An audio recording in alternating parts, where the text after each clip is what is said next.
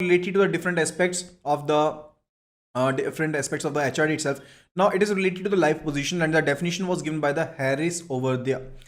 So first of all, people do what people actually do and do make assumptions related to that what is their own value, and also they assume the value of the other people. They also assume the value of the other people in a different in a given working environment over there. Okay, and that is said to be what, that is said to be life position. That where we are positioning ourselves and what at what position we do position others. Okay, so that is related to it. So if I say I and the other person, both are having the values, I'll be saying I am okay, you are okay.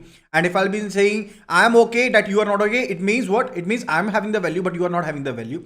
If I'm saying I'm not okay, you are okay, it means I'm not having the value, but you are valued. And further, the fourth one, where I'm saying I and you both are not having any value, that is related to it. And what would be the most significant position? That will be related to I am having the value and also you are having the value. That is related to what? That is related to the life position. Okay, now we will be covering some of the definitions. First definition that we are going to cover over here, that is related to the team. Now team is what? Actually team is basically group of individuals. It is group of individuals which are interdependent upon each other, so if I say we are team of 8, what does it indicate? It indicates that we are working together dependently on each other so as to achieve the organization goals. That is related to the team itself. The team word and the group both can be used interchangeably, and further let me tell you, there is a high degree of interdependence among the team members, and further they are working together so as to achieve a common goal. That is related to what? That is related to the team itself. And further, it is related to the team dynamics. The next topic that we are going to cover over here, that is related to team dynamics, that is a group dynamics.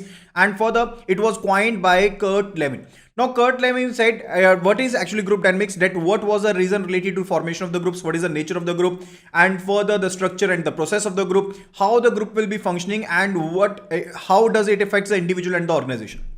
That is related to group dynamics, that each and everything that is related to the group itself, that whether the internal nature of the group, how the group was formed, what is the structure and the process of it, how the group is going to work, how the group is going to function, and how it is going to affect the individual and the organization itself. That is related to the group dynamics over there. You just need to keep these particular factors about it in mind itself. Further, the term was coined by the Kurt Lewin over there.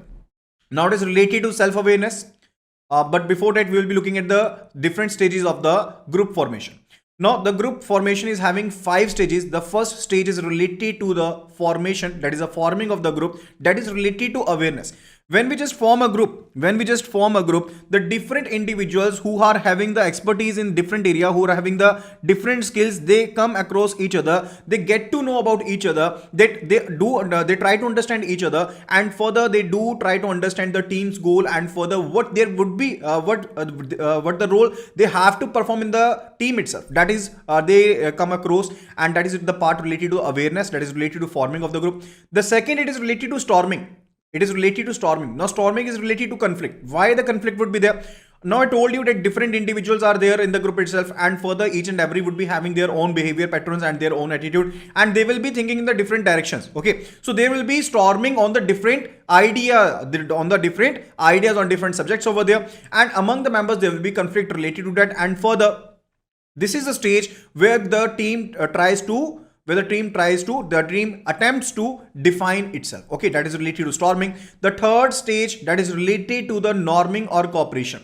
Now, for successful working of the group itself, the task we need to, if we want to perform a task, if we want to do an activity in the group itself, we must be having some norms related to that. That in which manner we will be behaving in the team itself, what rules we need to follow, and what shall be the regulations over there in the group itself. That is related to the norming, and that is the third stage over there.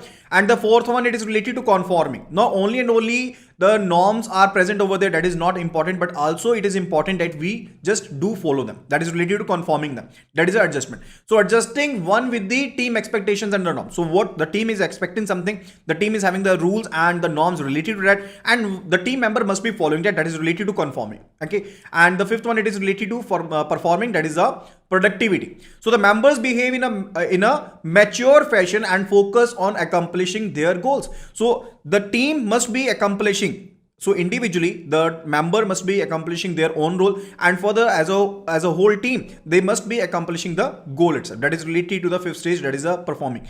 So there are 5 stages related to it. First of all, forming. Second one, storming. Third one, norming. Fourth one, conforming, and fifth one, performing. Okay, so these are the 5 stages over there under the group formation. Okay.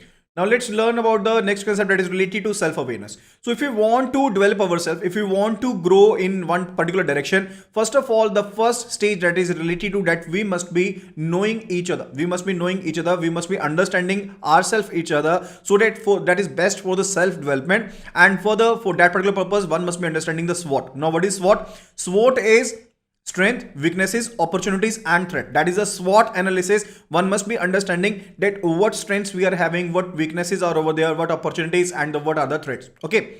And the most important framework related to that is a Johari window. That is a Johari window that basically explains the self-awareness concept. And it was a concept which was given by the Luft and Ingham. Luft and Ingham gave the concept related to the Johari window. Now it is based upon 2 dimensions. What are those dimensions? Let us have a look at it.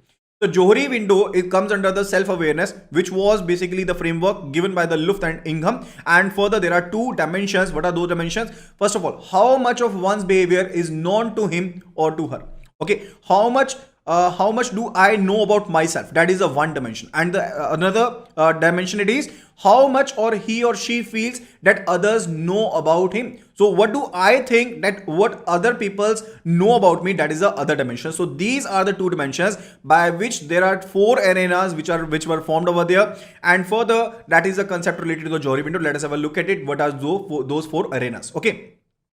So these 2 dimensions give for windows called arena. Arena, that is first of all known to self. So there are 4 windows. There are 4 windows under the Johari window concept. One, it is the arena, which is known to self and also known to each other. The second, it is related to the blind region. That is a blind window which says known to others, but we do not know about ourselves. It may be the case that we are very aggressive. We do not actually know about that, but others do know about that. That is basically the blind arena over there. The third window, it is related to closed. That is not known to us. That is not known to others. So close to others, also termed as private. Okay, so not known to us, actually that's a dark region, but the closed region is related to what? That is known to us but not known to others, which is basically known to us. We know each and every aspect related to that, but it is not open to others. That is a closed. And fourth one, it is the dark, which is not known at all. We do not know about it, about that self, and further